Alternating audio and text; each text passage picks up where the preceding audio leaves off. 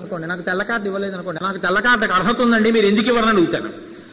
నాకు తెల్ల కార్డు పొందడానికి ₹1 అర్హతకి ఎక్కువ ఉందనుకోండి, అయ్యా ₹1 నా ₹1 వల్ల నేనేం కట్టుకుపోతాను, కావాలంటే మీకు ఇచ్చేస్తాను, తెల్ల కార్డు మాత్రం ఇప్పించండి, దయతో చూడండి అంటాను. అర్హత లేని చోట అర్హతతో ఏదైనా పొందాలంటే దయతో చూడాలి. అర్హత ఉన్న చోట అర్హతతో ఇవ్వవలసి ఉంటే మీరు దయతో చూడవలసిన అవసరం ఏంది? అర్హుడు కాబట్టి ఇచ్చేస్తారు. మీరు గుర్తుపట్టారో లేదో, దీనికి పెద్ద విశేషం ఏముందండి, మీరు గుర్తుపట్టే ఉంటారు. మీరు అర్హులు అనుకోండి, దానికి దయ్యం అక్కర్లేదు, మీరు అర్హులు కాబట్టి మీకు ఇచ్చేస్తారు. మీకు అర్హత లేదనుకోండి, మీకు ఇవ్వాలంటే దయతో ఇవ్వాలంతే. మీకు అర్హత లేదు కానీ పోనీ తీసుకుందరు, ఇచ్చేస్తున్నాను. ఇప్పుడు దయతో ఇవ్వాలి.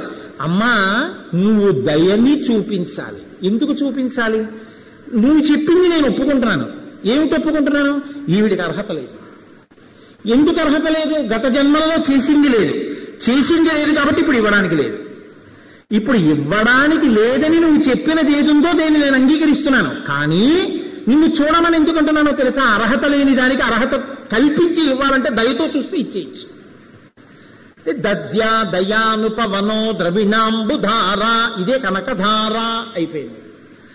ద్రవిణాంబుధార, ఐశ్వర్యధార కురిపించు. ఎలా? దయానుపవనో. ఎంత చమత్కారమైన మాట వేసేసారో తెలుసా అండి. మనం వర్షాలు ఎప్పుడు వస్తాయండి అనం, ఋతుపవనాలు ఎప్పుడు వస్తాయండి అంటాం. మీరు చూసారో లేదో, నైరుతి ఋతుపవనాలు ఎప్పుడు వస్తాయండి, నైరుతి ఋతుపవనాలు ఎప్పుడు వస్తాయండి అంటుంటాం. ప్రస్తుతం వర్షం కురిపించేటటువంటి మేఘాలు అండమాన్ నికోబార్ దీవుల వద్ద ఉన్నాయి. నైరుతి పవనాలు 20 రోజుల్లో కేరళ దాటి ఆంధ్రదేశంలో ప్రవేశిస్తున్నాయంటాడు.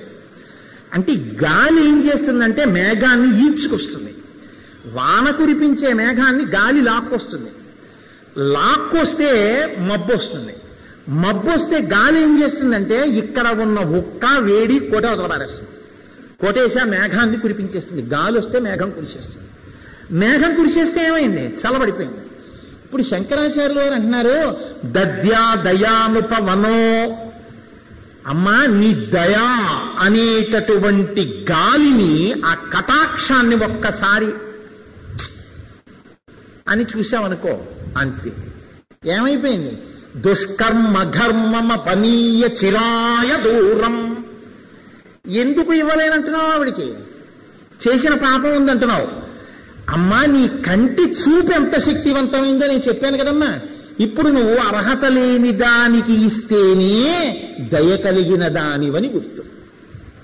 అర్హత ఉన్న వాళ్ళందరికీ ఇస్తే పెద్ద గొప్పే ఉందమ్మా నీది. ఈ మాట అనరు. అలా అంటే పిలుసుగా ఉంటుంది. సాత్వికంగా అంటారు. దయతో చూడమ్మా. అర్హత లేదు కాబట్టి కదమ్మా దయతో చూడడం. అప్పుడు కదమ్మా నువ్వు అమ్మతనం దయతో ఉన్న దానికి. నీ దయకి సార్థకత ఏమిటి? అర్హత లేని వాళ్ళకి ఇస్తేనే, అర్హత ఉన్న వాళ్ళకే ఇస్తానంటే ఇంక నీ దగ్గర దయ ఉందని ఎవరంటారమ్మా. అందుకని దయతో చూడు, అమ్మతనం బయటకు వస్తుంది. దద్యా దయానుపవనో ద్రవిణాంబుధార. ఆ కిందకి వెళ్ళండి శ్లోకంలో. దుష్కర్మ ఘర్మమ పనీయ చిరాయ దూరం. ఎంత దూరం కూడా దూరారేస్తుందో తెలుసా ఈవిడ చేసిన దుష్కర్మ. నువ్వు కానీ ఇలా చూశావో ఎగిరిపోతుందంటే ఈవిడ చేసిన పాపం. తీసోతల పారేస్తావు నీ దయతోటి. నువ్వు దయదలిచావు, పోయింది ఆవిడ పాపం. ఇప్పుడు పోతే ఏమవుతుంది?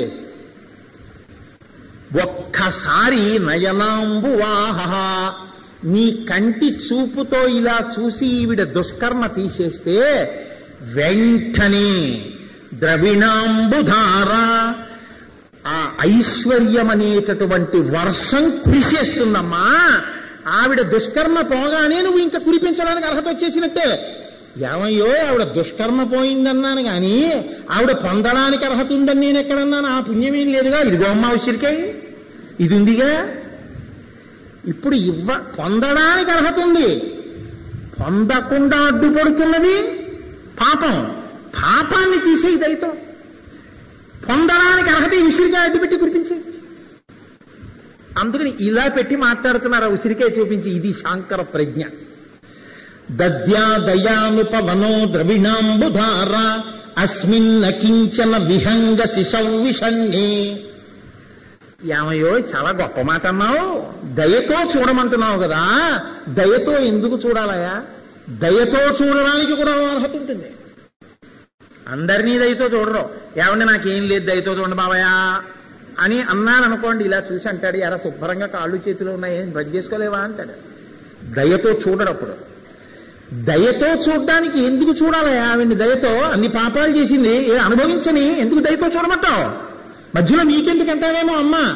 విహంగ శిశౌ విషణ్ణి. ఇంకేముంటుందండి లక్ష్మీదేవి?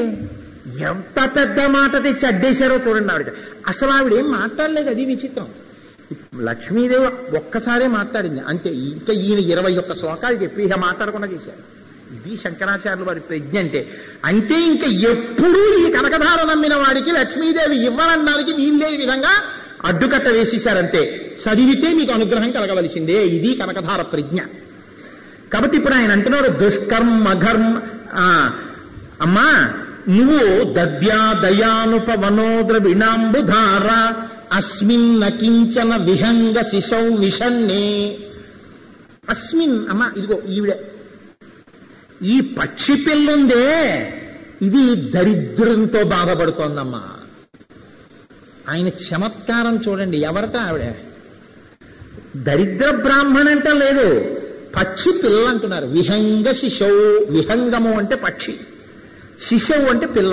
పక్షి పిల్ల అన్నారు, పక్షి అని ఆయన అనలేదు. పక్షి పిల్ల అయితే నేను ఎందుకయ్యా ఆవిడ మీదంత జాలి చూపించవలసింది? అమ్మా, ఏ పక్షి పిల్ల మీద నువ్వు జాలి చూపిస్తే తప్ప రక్షింపబడదో ఆ పక్షి పిల్ల ఈ పక్షి, ఈ బ్రాహ్మణి. ఏ పక్షి పిల్ల అంటావు? లోకంలో సాధక పక్షి అని పక్షి ఉంది. ఎక్కడ చూశారో మహానుభావుడు. దానికి ఉన్న లక్షణం ఏమిటో తెలుసా అండి? దానికి కంఠం కింద కన్నం ఒకటి ఉంటుంది. ఇప్పుడు ఏమన్నా మీరేమైనా మాట్లాడతారా? ఉపన్యాసం చెప్తారా? మీరేమైనా చెప్తారా? కాసేపు చెప్తానంటే మీరు రండి, పర్వాలేదు. అంటే మీరేదో మాట్లాడుతుంటే ఒకవేళ మీరు మాట్లాడదాం అనుకుంటున్నారేమో అని. అందుకని సాధక పక్షి అని ఉంటుంది. సాధక పక్షికి ఇక్కడ ఒక కన్నం ఉంటుంది. నన్ను తప్పర్థం చేసుకోకండి, ఒక్కొక్కరికి ఉత్సాహం ఉంటుంది, చాలా సంతోషం ఏదో కలుగుతుంది, ఏదో ఇది చాలా గొప్ప విషయం అని. ఒకవేళ అంత మంచి విషయం అయితే చెప్పండి, నాకేం అభ్యంతరం లేదమ్మా. కంఠానికి ఒక కన్నం ఉంటుంది. ఈ కన్నం ఉంటే ఏమవుతుందంటే సాధక పక్షి జీవితంలో ఒక పెద్ద బాధ ఉంటుంది. దానికి ఒక చిన్న ముక్కోటి ఉంటుంది. ఆ ముక్కుతో అది పదార్థాన్ని తిందామని ఇలా తీస్తుంది. తీసి అందరిలాగే తింటుంది, నవిలి మింగుతుంది. మింగగానే ఈ కన్నంలోంచి కింద పడిపోతుంది. దానికి కడుపులోకి వెళ్ళదు. కడుపులోకి వెళ్ళదు కాబట్టి అది తింటుంది, కడుపులోకి వెళ్ళదు కాబట్టి దాని ఆకలి తీరదు. అప్పుడు మీరు ఏ ప్రశ్న వేస్తారో నాకు తెలుసు. ఏమండి, ఇలా పెట్టుకుంటే కన్నంలోకి నవలకుండా నవిలేసి కన్నంలోకి వదిలేస్తే మళ్ళీ ఉమ్మేస్తే మింగకుండా, అంటే ఎంత వంగి పొడుచుకున్నా దాని ముక్కు ఉమ్మినా కన్నంలోకి వెళ్లకుండా అంత పొట్టిదై ఉంటుంది. కాబట్టి ఇప్పుడు ఇంకా ఆ పక్షి నోటితో నగిలింది కడుపులోకి ఎడుతుందా? అది సాధక పక్షి అంటే. ఒక్క సృష్టిలో సాధక పక్షి ఒక్కటే ఇలా ఉంటుంది నిర్మాణం. కాబట్టి ఇప్పుడు దానికి ఉన్న గొప్ప సమస్య ఏంటంటే దానికి కడుపులో ఆకలేస్తుంటుంది. తిందామని ఏదో పట్టుకుని నవ్వుతుంది, మింగుతుంది, కన్నంలోంచి కింద పడిపోతుంది, కడుపులోకి వెళ్ళదు. ఇప్పుడు పాపం ఆకలితో అలా ఉంటుంది. ఇప్పుడు ఒక పెద్ద ఆయన, కాస్త పెద్దవాడు, బాబాయ్ ఆకలేస్తుంది, బాబాయ్ ఆకలేస్తుంది, బాబాయ్ అన్నాడు అనుకోండి, మనం అలా వెళ్ళిపోతాం. అలా అంటుంటారండి అంటాం. అదే ఆకలేస్తోందమ్మా, ఆకలేస్తోందమ్మా, అమ్మ పిల్లలకు అన్నం లేదమ్మా, పిల్లలకు అన్నం లేదమ్మా, ఆకలేస్తోందమ్మా, పిల్లలు అన్నం లేదంటున్నారమ్మా అంటోంది అనుకోండి ఒక ఆవిడ. అక్కడే ఓ చిన్న పిల్ల కింద పడి అమ్మా ఆకలమ్మా ఆకలమ్మా అని ఏడుస్తూ కింద పడి దొల్లుతోంది అనుకోండి. ఇప్పుడు మీరు ఇవ్వకుండా ఉండగలరా? ఉండలేరు. ఒక పెద్దవాడు ఆకలేస్తోందమ్మా ఆకలేస్తోందమ్మా అంటే ఇవ్వకుండా ఉండగలరేమో. ఓ చంటి పిల్ల అమ్మా ఆకలమ్మా తట్టుకోలేకపోతున్నానమ్మా అని ఏడుస్తూ కింద మీద పడి దొల్లుతోంది అనుకోండి, ఇవ్వకుండా ఉండండి చూస్తాను. పురుషుడైతే ఏమైనా ఉండగలదేమో ఒకవేళ. అమ్మ అస్సలు ఉండలేదు. అంత ఏడుస్తోంది, ఆపుదురు కారు అని దిగి గబగబా పర్సులోంచి 10 రూపాయలు ఎంతో ఇచ్చి, ఏంటమ్మా వెళ్ళి బిస్కెట్ల ప్యాకెట్ ఏదో తెచ్చిపెట్టి ఆ పిల్లకంటారు. నేను ఇలాంటి సందర్భాలు చూశాను. ఒక్కొక్కసారి ఇది ఐశ్వర్యవంతులకు కూడా తటస్థిస్తుంది. వెంకటాచలంలో నేను ఒకసారి క్యూ కాంప్లెక్స్ లో వెళ్ళిపోతున్నాను దర్శనానికి. వెళ్ళిపోతుంటే ఒక పిల్ల అలా మారాం చేసి ఏడుస్తూనే ఉంది. ఆ పిల్లకి పాపం అంత ఏడుస్తోంది. ఆ పిల్లకి ఏదైనా పెడితే కనుక ఆగదు, వినదు, మాట నడవదు, తల్లి లాగలేకపోతోంది. ఇంకొక ఆవిడ చూసి, ఏమండి మన దగ్గర బిస్కెట్ల ప్యాకెట్ ఉంది వెళ్ళిస్తానంది. ఆయన అన్నాడు, మనకిద్దరు ఉన్నారు, వీళ్ళు కొంచెం ముందుకు వెళ్ళాక ఏడిస్తే మన వాళ్ళు ఏడిచినప్పుడు, ఇప్పుడు ఏడుస్తున్న దానికి పెడతానని ఈవిడ గబగా కొంచెం తప్పుకోండి అని వెళ్ళి సగం బిస్కెట్ల ప్యాకెట్ ఇచ్చి పాప ఆ పిల్లలకి పెట్టండి అమ్మా అని ఇచ్చేసింది. పిల్లలు ఏడిస్తే చూసి తట్టుకోలేము. శంకరులు ఇక్కడ కొట్టారండి సెంటిమెంట్ మీద. విహంగ శిశౌ అన్నారు. అమ్మా ఇది సాధక పక్షి యొక్క పిల్ల. అసలు సాధక పక్షి ఆకలి ఎలా తీరుతుందో తెలుసా అండి? మరి అది ఎలా బతుకుతుందని మీకు అనుమానం రావచ్చు. అది ఏం చేస్తుందంటే వాన పడుతున్నప్పుడు ఇలా ఇలా ఎగురుతూ కంఠాన్ని ఇలా తిప్పుతుంది. తిప్పితే కన్నంలో పడతాయి నీళ్ళు వచ్చి, అప్పుడు గుటకేస్తుంది, అందులోంచి కడుపులోకి వెళ్తాయి. వాన పడితేనే బతుకుతుంది సాధక పక్షి. ఎందుకంటే దాని కన్నంలో నీళ్లు పడాలి. నోట్లోకి పడినంతసేపు దాని కడుపులోకి వెళ్ళదు. కన్నంలో పడితేనే వెడుతుంది. కన్నంలో పడితే వెళ్ళాలంటే వానే పడాలి. అది సాధక పక్షి. ఇంకొక పక్షి గురించి శంకరాచార్యుల వారు అందులో చెప్పలేదు. ఆ పక్షి గురించే మాట్లాడుతున్నారు. ఎందుకో తెలుసా అండి? ఏమి శంకర నన్ను అడుగుతావు ఎందుకు? నువ్వు ఐశ్వర్యవంతుడుగా, శంకరులు ఐశ్వర్యవంతుల కుటుంబంలో పుట్టారండి. మీరు శంకరుల చరిత్ర చూస్తే తెలుస్తుంది. నువ్వు పట్టుకొచ్చి ఇవ్వచ్చుగా అమ్మ, నువ్వు పట్టుకొచ్చి పెట్టచ్చుగా. అమ్మా మేము పట్టుకొచ్చి పెడితే నవిలింది కన్నంలోంచి కింద పడిపోతుంది. ఎందుకో తెలుసా? నీ అనుగ్రహం లేనిది కడుపులోకి వెళ్ళదు. ప్రారంధం అడ్డొస్తోంది. అది ఆవిడ కన్నం. ఇప్పుడు ఆవిడ కడుపు నిండాలంటే నువ్వే కురిపించాలి, నువ్వే దయ చూపించాలి. దయ ఎందుకు చూపించాలో తెలుసా? పక్షి కూడా కాదమ్మా, పక్షి పిల్ల ఆడదమ్మా. ఉన్న ఒక్క ఉసిరికాయ ఇచ్చిందమ్మా, ఎంత ప్రేమగా పెట్టిందమ్మా అమ్మతనంతో. మరి ఈ అమ్మ అన్నం తిని సంతోషంగా ఉండాలని నాకు ఉండదమ్మా. మరి నువ్వు తప్ప ఎవరు పెడతారమ్మా? నువ్వు పెట్టాలంటే, ఇంకోటి పెట్టాలంటే ఎవరావిడికి ఐశ్వర్యం కల్పించాలన్నా ఆవిడ దుష్కర్మ పోవాలి. ఆవిడ దుష్కర్మ పోవాలంటే నీ కంటి చూపు వల్లే పోవాలి, నీ దయ వల్లే పోవాలి. అమ్మ పిల్ల పక్షి ఏడుస్తోందమ్మా. అస్మిన్న కించన విహంగ శిశౌ విషన్నే. ఎంతవంటి పాదం వేశారో చూడండి. ఈ పక్షి పిల్ల ఈ దరిద్రురాలు ఈ నిస్సహాయతలో ఏమీ లేక తినడం చేతకాక దరిద్రం అనుభవిస్తూ ఏడుస్తోంది. నువ్వు తప్ప రక్షించగలిగిన వాళ్ళు లేరు. ఇప్పుడు నువ్వు దయ చూపించకపోతే చచ్చిపోతుందా పక్షి పిల్ల. అమ్మ చూపించద్దు. కాబట్టి దుష్కర్మ ఘర్మమ పనీయ చిరాయ దూరం నారాయణ ప్రణయిని నయనాంబువాహ. అమ్మ నీ కన్ననేటటువంటి మేఘంతో ఒక్కసారి ఇలా ఆ దుష్కర్మ తీసి ఇలా చూసావా చాలు, ఆవిడ కడుపు నిండిపోతుంది. అందుకునమ్మా నువ్వే చూడాలి. నీ చూపులకు అంత శక్తి ఉందమ్మా, అంత దయ కలిగిన దానివమ్మా.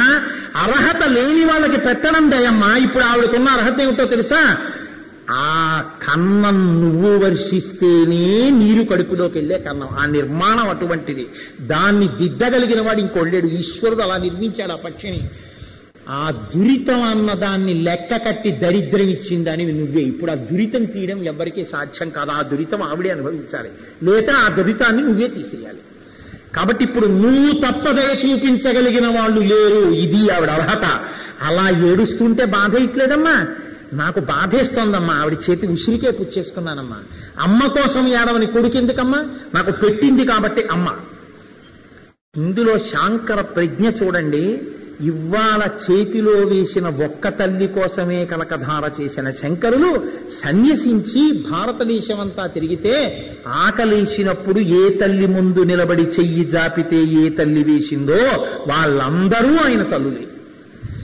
ఇప్పుడు ఆ రుణం తీర్చుకోవడానికే శంకరాచార్యులు వారు జాతిని ఉద్దేశించి అందరి తల్లుల దగ్గర నేను యాచించవలసి వస్తుంది, కాబట్టి ఏ తల్లుల బిడ్డలు ఎప్పుడు ఈ దేశంలో ఎక్కడ బాధపడతారోనని అందరికీ కావలసిన ప్రార్థన సన్యసించక ముందే ఇచ్చేశారు కనకధారగా.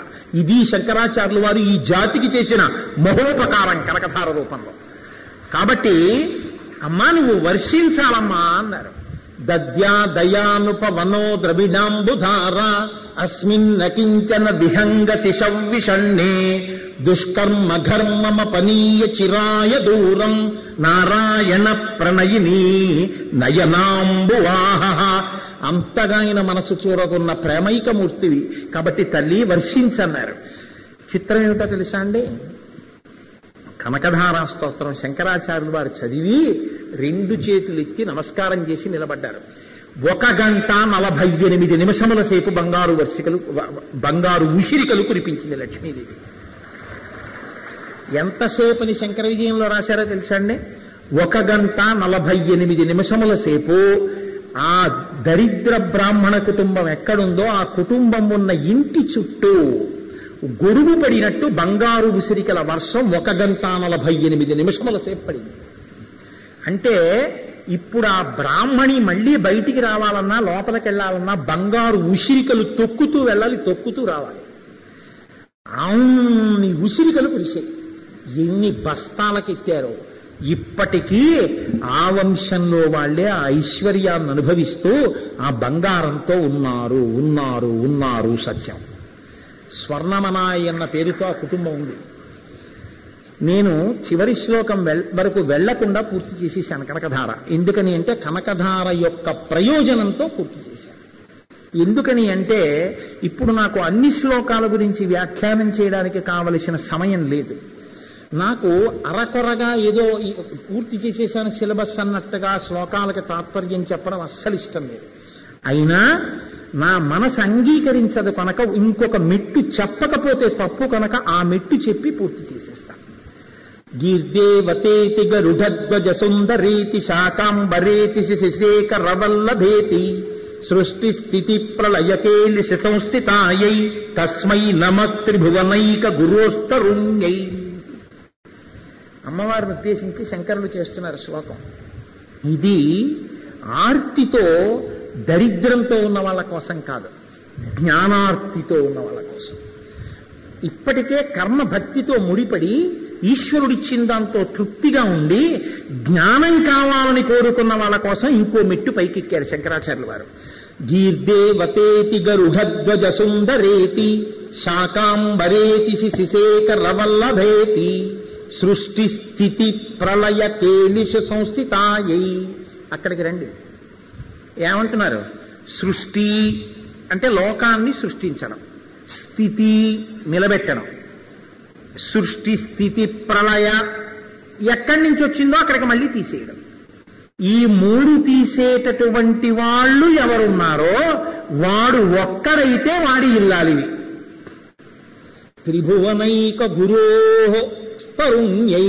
జ్ఞాన సంబంధం కాబట్టి గురోహో అన్నమాట వేశారు ఇక్కడ. జ్ఞానం ఇచ్చేవాడు గురువు. గురువుగారు మీకు రేషన్ కార్డులు ఇప్పించడము, గురువుగారు మీకు ఏదైనా సెల్ ఫోన్లో కార్డు వేయించి పెట్టడము, రికమెండేషన్లు చేయడము చెయ్యాలని కోరుకోకూడదు. గురువు ఎప్పుడు జ్ఞానం ఇవ్వడానికే. త్రిభువనైక గురోస్తరుణ్యై. 3 భువనములకు గురువు యొక్క ఇల్లాలివి. 3 భువనముల యొక్క గురువు ఎవరండి? సృష్టికర్తగా, స్థితికర్తగా, ప్రళయకర్తగా 3గా మారి పనిచేసేవాడు ఒక్కడే. ఆయనే నారాయణుడు. నారాయణుడు గురువు ఎలా అయ్యాడు? నారాయణ సమారంభాం వ్యాస శంకర మధ్యమాం అస్మదాచార్య పర్యంతాం వందే గురు పరంపరాం. ఇప్పుడు మొట్టమొదట ఉన్న గురువు ఎవరు? నారాయణ. శంకరాచార్యుల వారు తన జీవితంలో 4 ఆమ్నాయ పీఠములు పెట్టిన తర్వాత 4 పీఠాధిపతులకి చేసినటువంటి నిర్ణయం ఏమిటంటే మీ దగ్గరికి వచ్చి ఎవరు నమస్కారం చేసినా నారాయణ నారాయణ నారాయణ. మీరు ఆరాధన చేయవలసింది శ్రీచక్రం, మీరు పెట్టుకోవలసింది విభూతి, మీరు నోరు విప్పితే నారాయణ. ఇది శంకరాచార్యుల వారి నిర్ణయం. ఎంత చిత్రంగా ఉంటుందో చూడండి. చేసేది శాక్తేయం శ్రీచక్రం, పెట్టుకునేది శైవం విభూతి, నోటితో చెప్పేది నారాయణ నారాయణ నారాయణ. అంటే అన్నీ ఒక్కటే అన్నది ఎప్పుడూ శంకరుల సిద్ధాంతం. ఒక్క పరమాత్మయే సృష్టికర్తగా బ్రహ్మ, ఆ పరమాత్మయే స్థితికర్తగా విష్ణువు, ఆ పరమాత్మయే లయకర్తగా రుద్రుడు. అంత ఆశ్చర్యం ఏముంటుందండి? నాకే ఉన్నాయి కదండి ఆ పదవులన్నీ. నేనే ప్యాంటు చొక్కా వేసుకుని ఆఫీసులోకి వెళ్ళి ఓ కుర్చీలో కూర్చునేటప్పటికీ నాకు ఒక డెసిగ్నేషన్ ఉంది. అప్పుడు నేను ఒక నోట్ ఫైల్ రాసి ఇది ఇలా చెయ్యవచ్చు అని రాసి సంతకం పెట్టచ్చు. ఇప్పుడు నా హోదా వేరు. నేను ఒక ఉద్యోగిగా నా సంతకానికి ఒక శక్తి ఉంది, కొంత శక్తి ఉన్న ఉద్యోగం. నేనే ఇంట్లో తండ్రిగా దయ కలిగి ఇంట్లో పిల్లలు సరిగ్గా ప్రవర్తిస్తున్నారో లేదో అని వెంపర్లాడేటటువంటి కుటుంబ యజమాని నేనే. నా భార్య దగ్గర నిలబడినప్పుడు 2 శరీరములతో ఉండి ఒక్క మనస్సుతో బతికేటటువంటి సాధనలో ఉండి తరించవలసిన వాడిని. దాని ముందు నా ఒక్కడిదే 3 పాత్రలుగా మారిపోతుంది. 3 పాత్రలు ఏంటి, 30 పాత్రలు, 300 పాత్రలు అవుతున్నాయి. ఒక్క ఈశ్వరుడు 3గా మారి పనిచేస్తే మీకేమిటండి బాధ? ఎడిషనల్ ఛార్జ్ అని మనమే ఇస్తున్నామే. అసలు ఎడిషనల్ ఛార్జ్ పెట్టినవాడు పరమాత్మే మొట్టమొదట. ఒకడు 2 ఉద్యోగాలు చేయడం, 3 ఉద్యోగాలు చేయడం అన్నవి లేవేమిటి లోకంలో? డిస్ట్రిక్ట్ కలెక్టర్ అండ్ మెజిస్ట్రేట్ అంటున్నారు. ఇక్కడ కలెక్టర్ గారుగా ఉన్న ఆయన అక్కడెక్కడో పక్క రాష్ట్రంలో ఎన్నికలు జరుగుతుంటే డిస్ట్రిక్ట్ రిటర్నింగ్ ఆఫీసర్గా ఉంటున్నాడు. ఇక్కడ కలెక్టర్ గారు, అక్కడ డిస్ట్రిక్ట్ రిటర్నింగ్ ఆఫీసర్ గారు ఒకే వ్యక్తి ఉంటే అభ్యంతర పెట్టని మీరు ఒక పరమాత్మ 3 చేసినప్పుడు 3గా ఉంటాడంటే ఎందుకు గుండెలు బాదుకుంటారు? ఆ ఒక్కడైపోతే త్రిభువనైక గురువు నారాయణుడు. ఆయనే 3 చేసేటప్పుడు సృష్టికర్తగా బ్రహ్మ, స్థితికర్తగా విష్ణువు, ప్రళయకర్తగా రుద్రుడు. బాగుందండి. ఇప్పుడు ఆ 3 యొక్క 3 శక్తి స్వరూపాలే లక్ష్మి. ఇక్కడ వరకు ఒప్పుకున్నాం. మరి 4 పేర్లు ఎందుకు వేశారు? గీర్దేవతేతి గరుడధ్వజ సుందరేతి శాకాంబరేతి శశిశేఖరవల్లభేతి. 4 ఎందుకు వచ్చారు? 3 అన్నారుగా. త్రిభువనైక గురోహో, 3 భువనములకు గురువైనటువంటి వాడు, 3 పనులు చేసేవాడి యొక్క 3 శక్తులు. 3గా ఉండాలి, 4 అన్నారే. అలాట్ చేసేయండి, ఎవరి రూపానికి వాళ్ళకి ఇచ్చేయండి. ఎవరు మిగిలారో లెక్క కట్టేద్దాం. మొదట ఎవరు? గీర్దేవతేతి వాగ్దేవి. వాగ్దేవి అంటే సరస్వతి. సరస్వతి ఎవరి శక్తి? బ్రహ్మగారి శక్తి. గొడవలేదు, ఇచ్చేసాం. ఎవరు మిగిలి ఆడ్ మ్యాన్ అవుట్ అంటారు కదా. ఎవరు మిగిలిపోయారో చూద్దాం. 4గో వాళ్ళు ఏమిటో అసలు కథాకమామిషి ఎందుకన్నారు శంకరాచార్యులు వారు బయటకు వచ్చేస్తున్నాయి. గరుడధ్వజ సుందరేతి, గరుత్మంతుడి మీద ఎక్కి తిరిగేటటువంటి వాడి యొక్క సుందరి తెలిసిపోతోంది. విష్ణువు యొక్క ప్రణయిని లక్ష్మీదేవి తెలిసిపోతోంది. శాకాంబరీతి, కాసేపు పక్కన పెట్టండి చూద్దాం ఏమిటో కొంచెం తేడా పాడాగా ఉంది వ్యవహారం. శశిశేఖరవల్లభేతి తెలిసిపోతోంది.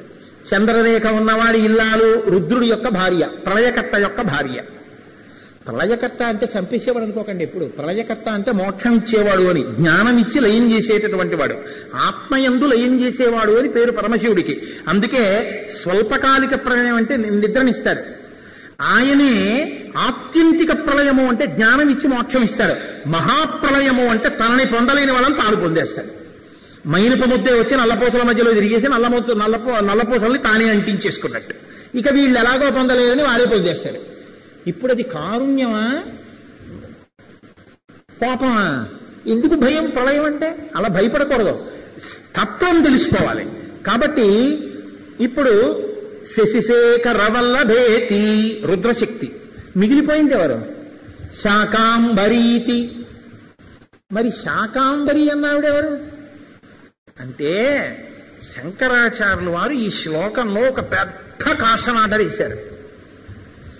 కనకధార కనకధార అనేటప్పటికీ ఇంక వెర్రి పుట్టి ఎంతున్నా ఇంత అని చేస్తావేమో. ఇది ఆ భావదారిద్రానికి లోను కాకు. భావదారిద్ర్యం అంటే ఈశ్వరుడు నీకు ఎన్ని ఇవ్వాలో లెక్క పెట్టుకుని ఇవన్నీ ఇచ్చాడు కదా అని ఎప్పుడూ అనకుండా ఇంకా ఇది ఉంటే బాగుందని ఏడిచేవాడే భావదారిద్ర్యంలో ఉన్నవాడు. వాడు ఎప్పటికీ ధనవంతుడు కాడు. ఎందుకంటే ఎన్ని ఉన్నా ఇంకా ఏదో లేదంటుంటాడు వాడు. ఒక్కొక్కడు నాకేం లేదంటూ ఉంటాడు, వాడు ఐశ్వర్యవంతుడు.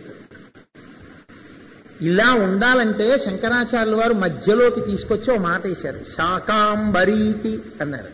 అంటే లోకమంతా అన్నం లేక క్షామం పుట్టి ఏడుస్తుంటే ఒక రాక్షసుడి వల్ల ఆ రోజున అమ్మవారు ఏం చేసిందంటే తానే శాకాంబరీదేవిగా వచ్చింది. అంటే ఆవిడలోనే వంకాయలు, కాకరకాయలు, ఆనపకాయలు, దోసకాయలు, ములక్కాయలు అన్నీ ఆవిడ శరీరం మీద పుట్టించేసుకుని వచ్చి నిలబడింది. అందరూ తలవకాయ కోసేసుకుని తినేసి బతికేశారు. ముందు బతికించేసింది ఆవిడ. ముందు బతికించేసిన రూపం ఏదో దానికి శాకాంబరి అని పేరు దేవీతత్వంలో. మీరు డబ్బు ఎంత ఉన్నా కడుపు నిండిందన్నారు. కడుపు నిండిందనేది అన్నానికి. మీరు గుర్తుపట్టారో లేదో? అన్నం మీ కడుపు నిండిపోయాక పెడితే ఇంకొద్దండి బాబు వాంతి వస్తుందంటారు. ఎంత పట్టుకొచ్చి ఇచ్చినా పోన్లేండి ఉంటుందంటారు డబ్బు విషయంలో కదండి. నాలుగోది అదనంగా తెచ్చింది ఏమిటో తెలుసా అండి? శాకాంబరీతి. నీ కడుపు నిండుతోందో లేదో చూసుకో కనకధార చేసేటప్పుడు. నాకెంత కావాలో అంత ఉందనుకుంటే నీకు ఇంకొంత కావలసిన రోజున ఇది నీకు ఇచ్చేస్తుంది. రోజు చేసుకుంటూ ఉంటే నిజంగా నీకు ఇంకో కొంత కావలసి వచ్చింది, అది ధర్మబద్ధమై నీకు కొంత కావలసి వచ్చిన రోజున నువ్వు ఇంకొకరి దగ్గర ఇలా అడగకుండా నీకు అమ్మవారు ఇచ్చేస్తుంది. కానీ నాకు ఉందని ముందు అనగలగాలంటే, నా కడుపు నిండింది అనగలగాలంటే అన్నంతోనే అంటావు. ఇది కనకధార యందు నేర్చుకుని కూడా ఉండడానికి ముగ్గురు మూర్తులకి నలుగురిని తీసుకొచ్చి అక్కడ పెట్టారు రహస్యంగా శంకరులు. కనకధార వైభవాన్ని అర్థం చేసుకుని చదువని చెప్పడం. ఈ తృప్తి ఎక్కడుందో ఈ తృప్తి తర్వాత వెళ్ళిపోయేది జ్ఞానం. ఎందుకంటే ఇంకా వాంఛ లేదు. మరి వాంఛ లేక ఎందుకు చదువుతున్నాడు?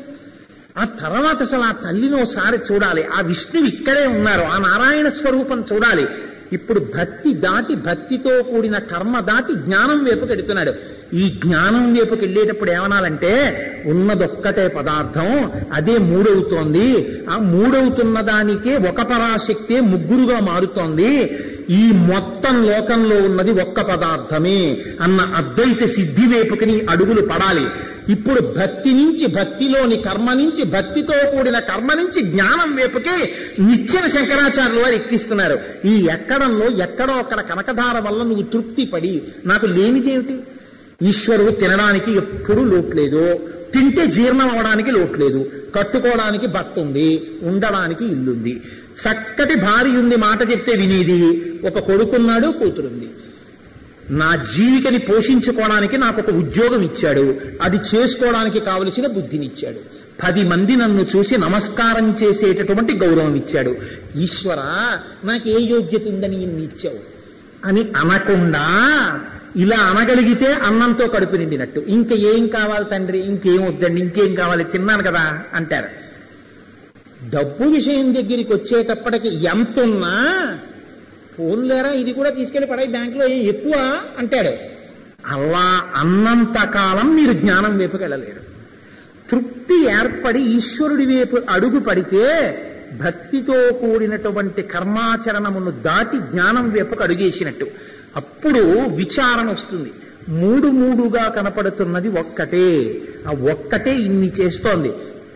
లక్ష్మి వేరు, సరస్వతి వేరు, పార్వతి వేరు కాదు.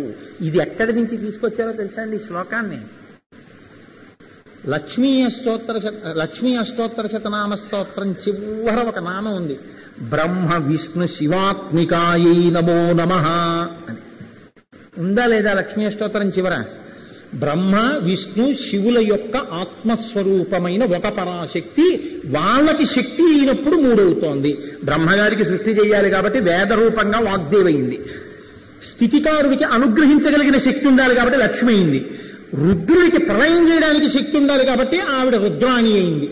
మూడైంది ఒక్కటే. అందుకే ముగురమ్ముల మూలపుటమ్మ చాలా పెద్దమ్మ, సురారులమ్మ కడుపారడి బుచ్చినయమ్మ, తన్ను లోనమ్మిన వెల్పుటమ్మల మనంబున ఉండెడి అమ్మ దుర్గమాయమ్మ అన్నారు పోతన గారు. ఇప్పుడు ఆ తత్వం తెలుసుకోవడం మొదలు పెడితే జ్ఞానం వైపుకి అడుగులు వేయడం. ఒక్క కనకధార కేవలముగా డబ్బు కోసమే కాదు, అన్నం కోసమే కాదు, బట్ట కోసమే కాదు, లేనిది పొందడానికే కాదు, ఇది చివరికి ఎక్కడికెడుతుంది?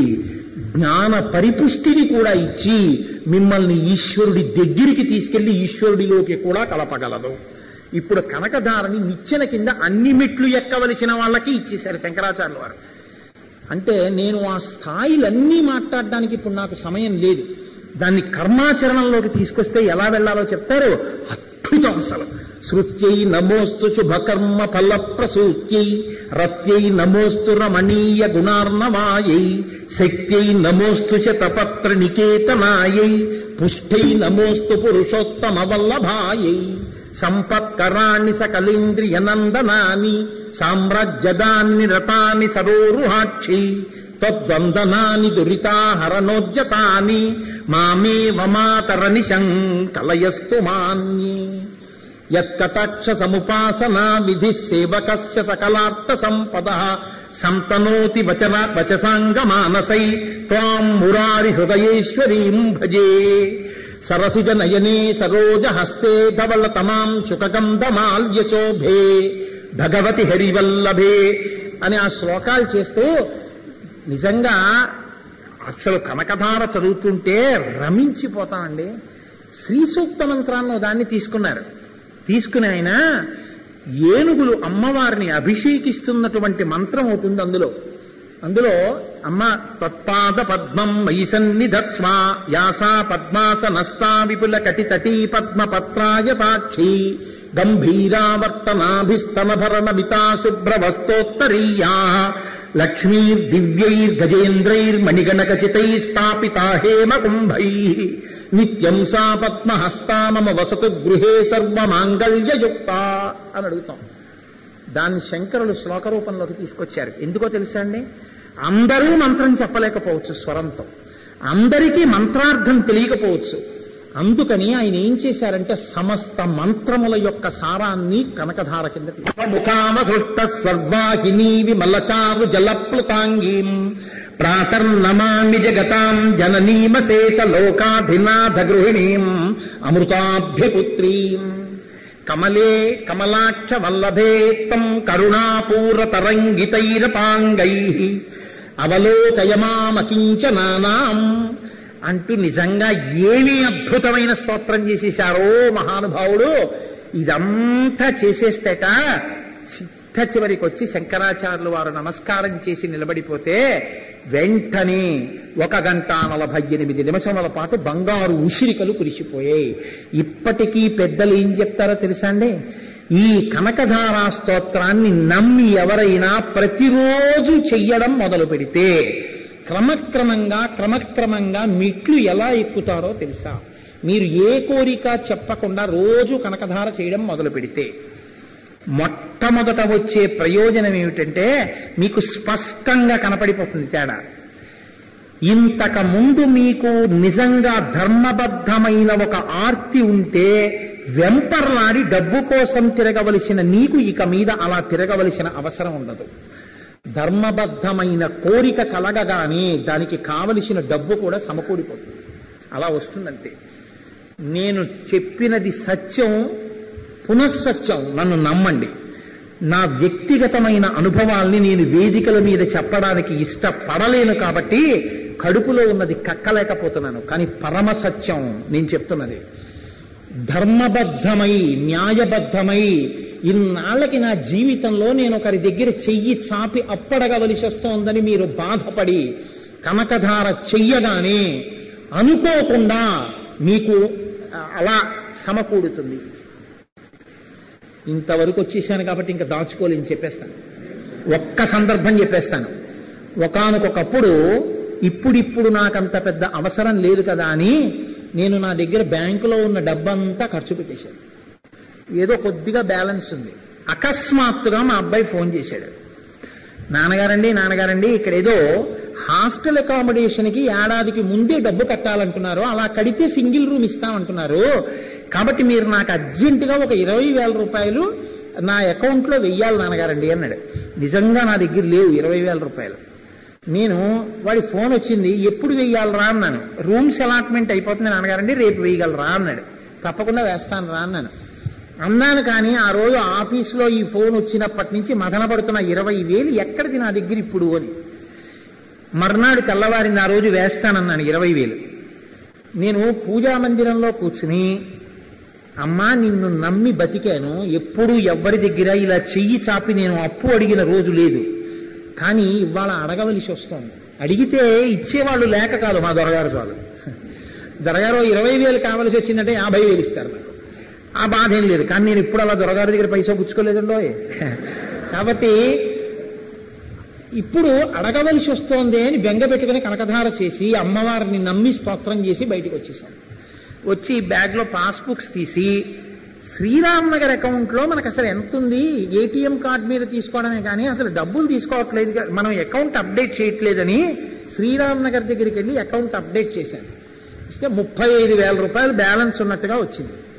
అయితే ఈసారి నేను తెల్లబోయి 35,000 రూపాయల బ్యాలెన్స్ నాకు ఎప్పుడుందిరా ఇక్కడ, ఒక్కనాడు నేను తీసుకొచ్చేంత డబ్బు కట్టలేదు ఇక్కడ, ఇదేదో తప్పు పడిపోయింది, నాకు ఇప్పుడు అవసరం ఉండొచ్చు, కానీ నేను అలా విత్డ్రాయల్ ఫామ్ ఇవ్వకూడదు, చాలా తప్పు, రేపు బ్యాంక్ వాళ్ళు బాధపడతారు కదా అని ఈ సభలో ఎక్కడైనా ఉన్నారేమో నాకు తెలియదు, శారద గారని నా ఉపన్యాసాలకు వస్తుంటారు తల్లి, అరుగు అక్కడే ఉన్నారు. నేను ఆవిడ దగ్గరికి వెళ్ళి, అమ్మా ఇది నా డబ్బులు కావమ్మా, ఇదేదో పొరపాటు పడిపోయింది 35,000 మీరు కొంచెం విచారణ చేసి చూడండి, నాది ఎంతో అంతే నిర్ధారణ చేయండి అని పాస్బుక్ ఇచ్చాను. ఆవిడ తల కొట్టుకుని, అదేమిటండి ఉండండి చూస్తానని కంప్యూటర్లో కొట్టి, అలా ఎప్పుడు అవదండి మీదే ఆ డబ్బు 35,000 అంటారు. నాకు లేదమ్మా 35,000 అంటాను నేను. ఆఖరికి ఆవిడ ఈ 35,000 ఎంట్రీ ఎప్పుడో పడింది 4-5 నెలల క్రితం. 4-5 నెలల క్రితం 35,000 మీరు కట్టారండి అంటారు ఆవిడ. నేను కట్టలేదమ్మా, నాకు అంత డబ్బు ఎక్కడదంటాను నేను.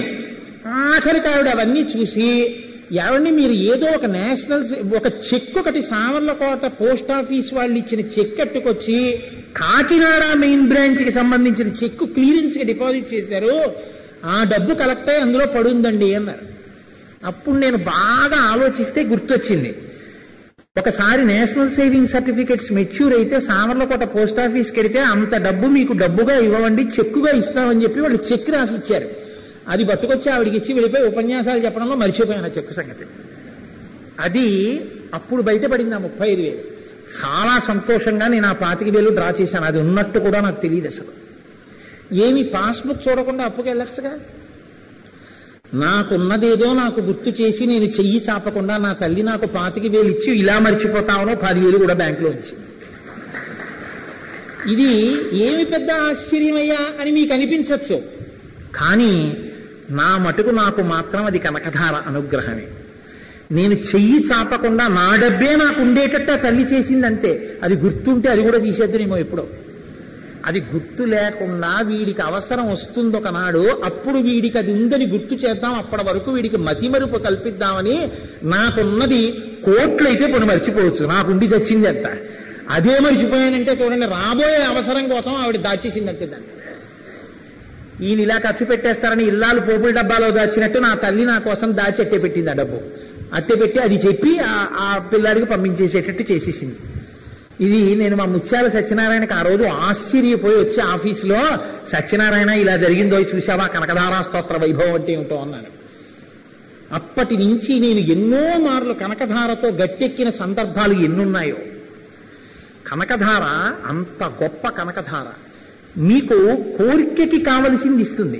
2 తృప్తిగా బతకడం అలవాటు చేస్తుంది. 3 ఈశ్వర కృప మీద నమ్మకాన్ని పెంచుతుంది. 4 ఆ నమ్మకం చేత ఇంట్లో ఆపదలు రాకుండా కాపాడుతుంది. 5 క్రమంగా జ్ఞానం వైపు అడుగులు వేయిస్తుంది. 6 అలా తరించిన వాడొకడు ఇంట్లో ఉండడం వల్ల వంశాన్నంతటినీ కాపాడుతుంది. కనకధార ఏ ఇంట్లో జరుగుతోందో ఆ ఇల్లు వర్ధిల్లిపోతుంది. అంత గొప్ప కనకధారా స్తోత్రం. కాబట్టి నేను దీన్ని పూర్తిగా చెప్పానా చెప్పలేదా అన్నది పక్కన పెట్టండి. సమయాభావం వల్ల నేను పూర్తి చెయ్యలేదు, కానీ దాని ఫలితం చెప్పడం వల్ల నేను పూర్తి చేసేసినట్టే. కాబట్టి చక్కగా ప్రతిరోజు మనందరం కనకధారా స్తోత్రాన్ని చదువుకుని, చాలా తేలికైన శ్లోకాలు ఎంత అందంగా ఉంటాయో చదువుతుంటే, మీరు రోజు చదువుతుంటే ఇంట్లో పిల్లలకి నోటికి పట్టేస్తుంది. అంగం హరేహి పులకభూషణమాశ్రయంతి భృంగాంగమేవ ముకుళాభరణంతమాలం అంగీకృతాఖిల విభూతిరపాంగలీలా మాంగళ్యదాస్తు మమ మంగళ దేవతాయాః. అసలు అలా ఉత్తినే కూర్చుని మీరు చదువుతుంటే, కూరగాయలు తరుక్కుంటూ ఆడది చదువుతుంటే, ఇంట్లో పిల్లలకి నోటికి పట్టి వాళ్ళు కూడా విర్రి పాటలు పిచ్చి పాటలు మానేసి దిగ్గస్తి బిక్క నకకుంభ ముఖావ సృష్ట స్వర్వాహిని విమలచారు జలప్లుతాంగీ అండం అలవాటు చేసుకుంటే అమ్మవారి అనుగ్రహం కలుగుతుంది. శ్రీ మహావిష్ణువు యొక్క అనుగ్రహం కలుగుతుంది. మనందరం సంపత్తితో సంతోషంతో సుఖంగా ఉండగలుగుతాం. కాబట్టి ఇంత గొప్ప స్తోత్రాన్ని మనకిచ్చినటువంటి శంకర భగవత్పాదాచార్య స్వామి వారి పాదములకు ప్రణమిల్లుతూ 5 రోజుల పాటు ఈ కార్యక్రమం జరగాలని రేపాక సుబ్బారావు గారు శుద్ధ సంకల్పం చేశారు. కాబట్టి శివ సంకల్పమస్తు అయి ఈ కార్యక్రమం జరిగింది. కాబట్టి నాకేమీ చేత కాకపోయినా మీ అందరూ ఇంత శ్రద్ధాళువులై ఉన్నందుకు మీ అందరికీ నా అభినందనలను వ్యక్తం చేస్తూ, ఆషాఢ మాసంలో ఈశ్వరుడు ముహూర్తాలు ఉండనివ్వడం. ముహూర్త శాస్త్రం ఈశ్వరుడు ఇచ్చిందే కదండి జ్యోతిషం. ఆషాఢమాసంలో మాత్రం ముహూర్తాలు లేకుండా చేశాడు. ఎందుకు చేశాడో తెలుసా అండి? పెళ్ళిళ్ళు పేరంటాలు ఉంటే గురువు గారిని పూజ చేయడం మానేస్తాడు వీడని. ఆషాఢమాసం కేవలం గురువైభవమే. అటువంటి ఆషాఢ పౌర్ణమి అమ్మవారు కూడా తన పౌర్ణమిగా చేసుకోదు, అది గురు పౌర్ణమి. గురువు యొక్క వైభవాన్ని ఆషాఢమాసంలో వింటే త్రిమూర్త్యాత్మకమైనటువంటి భగవంతుడు పరాశక్తి కూడా అపారమైన ప్రీతిని పొందేస్తారు. అందున గురు పూర్ణిమకు ముందు గురువైభవాన్ని విని గురు పౌర్ణమి నాడు గురు పదవిలో కూర్చోవడానికి యోగ్యుడైనటువంటి వ్యక్తికి గురు పూజ చేస్తుండగా చూసి నమస్కరించిన, గురువుకి పూజ చేసిన అటువంటి వాళ్ళకి మళ్లీ ఆషాఢమాసం వచ్చేంత వరకు ఆ అనుగ్రహమే త్రిమూర్తుల యొక్క అనుగ్రహమై వాళ్ళు చక్కగా సంతోషంగా ఉంటారు. అందుకే యథార్థానికి నాకు కొద్దిగా షెడ్యూల్ చాలా టైట్ గా ఉన్నా, ఇది మాసమే ఆషాఢ మాసం గనక 16, 17 3 సత్యం గనక వీలైతే 18 కూడా చెప్తాను. 16, 17 తారీఖుల్లో రిజర్వ్ పోలీస్ లైన్ లో ఉన్నటువంటి అయ్యప్ప స్వామి దేవాలయ ప్రాంగణంలో సాయంకాలం 6:30 నుంచి గురువైభవం మీద ప్రసంగాలు చేస్తాను. 16, 17, 18 కూడా ఉంటాయని అనుకోండి. అందాక 18వ తారీఖున ఎవరు గురు పూజ అందుకోవడానికి పూర్ణముగా అర్హుడో, ఏ మహానుభావుడు ఇప్పటికి గురువుల పేరు చెప్తే చాలు కన్నుల నీరు పెట్టుకుంటారో, ఇవాళ కూడా అయ్యప్ప స్వామి గుడి ప్రాంగణంలో నా గురువు 2 వేదములు చదువుకున్నవాడు, నాకు నేర్పిన వాడని చెప్పినప్పుడు కళ్ళొత్తుకుని గద్గద కంఠుడైతే నేను 2 చేతులు పట్టుకుని ఓదార్చానో, ఏ మహానుభావుడు సంప్రదాయ నిష్ట కోసం ఇప్పటికీ కూడా వేదం చెప్పిన నోరని చొక్కా వేసుకుని ఎవరికీ కనపడలేదో, ఉత్తరీయం వేసుకుని తిరుగుతారో, స్వరం చెప్పి చెప్పి ఎవరి చెయ్యి మాట్లాడుతున్నప్పుడు కూడా ఇలా అంటూనే ఉంటుందో, ఎవరు రోజుకి ఇన్ని మాత్రలు వేసుకున్నా ముఖంలో వర్చస్సు తగ్గకుండా చేసిన గాయత్రి అనుగ్రహానికి సూర్యబింబంలా ముఖం వెలుగుతుంటుందో, ఎవరు నోరి విప్పితే కావ్య పురాణ వాంగ్మయ ప్రమాణములతో వేదమంత్రములకు వ్యాఖ్యానం చెయ్యగలడో, ఎవరు ఏ సందర్భానికి వచ్చారో ఆ సందర్భంలో మాట్లాడుతున్నప్పుడు అత్యద్భుతంగా మంత్ర ప్రమాణంతో మాట్లాడి వ్యాఖ్యానం చెయ్యగలరో, ఎవరు నిరంతరము తనలో భగవంతుణ్ణి అనుసంధానం చెయ్యడం చేత సప్త ధాతువులు మంత్రపూతమైపోయాయో, ఎవరు నిరంతరము అంతర్యాగమును నిర్వర్తిస్తూ ఇవాళ ఆయన ఉండడం చేత తూర్పుగోదావరి జిల్లాకంతటికి భారతదేశం అంతటా కీర్తి ప్రతిష్టలు వచ్చాయో, ఏ మహానుభావుడు కోరుకుంటే కాకినాడ పట్టణానికి వస్తే తెల్లవారేటప్పటికీ కొన్ని 100 మంది ఇంటి ముందు నిలబడతారని తెలుసున్నప్పటికీ నాకు మౌనంగా ఈ ఈశ్వరాధానం చాలని ఒక పల్లెటూరులో జీవితం గడుపుతున్నారో, ఏ మహానుభావుడికి తుఫాన్లో ఇల్లు కొట్టుకుపోతే ఒక పెద్ద కంపెనీ పట్టుకెళ్ళి డబ్బిచ్చి ఇల్లు కట్టుకోమంటే నాకు ఈ ఆవుల పాక చాలురా సంధ్యావందనం చేసుకోవడానికి, అన్నం తినడానికి,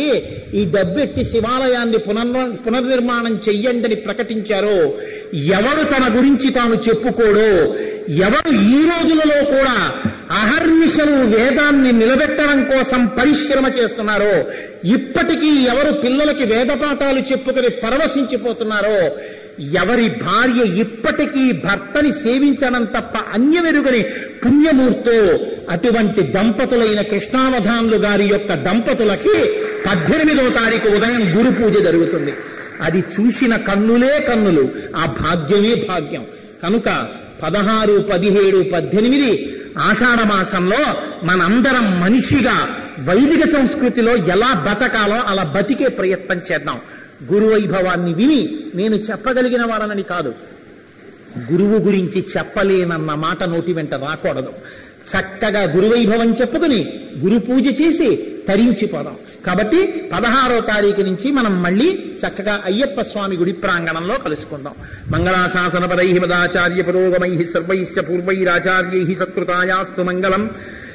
మంగళం కోసలేంద్రాయ మహనీయ గుణాత్మనే చక్రవర్తి తనూజాయ సార్వభౌమాయ మంగళం. ఉమాకాంతాయ కాంతాయ కామితార్థ ప్రదాయినే శ్రీగిరీశాయ దేవాయ మలినాథాయ మంగళం. కరచరణ కృతం వా కర్మ వాక్కాయజం వా శ్రవణనైనజం వా మానసం వాపరాధం విహితమ విహితం వా సర్వమేత్తక్షమస్వ శివ శివ కరుణాబ్ధే శ్రీ మహాదేవ శంభో. సర్వం శ్రీ ఉమామహేశ్వర బ్రహ్మార్పణమస్తు. స్వస్తి.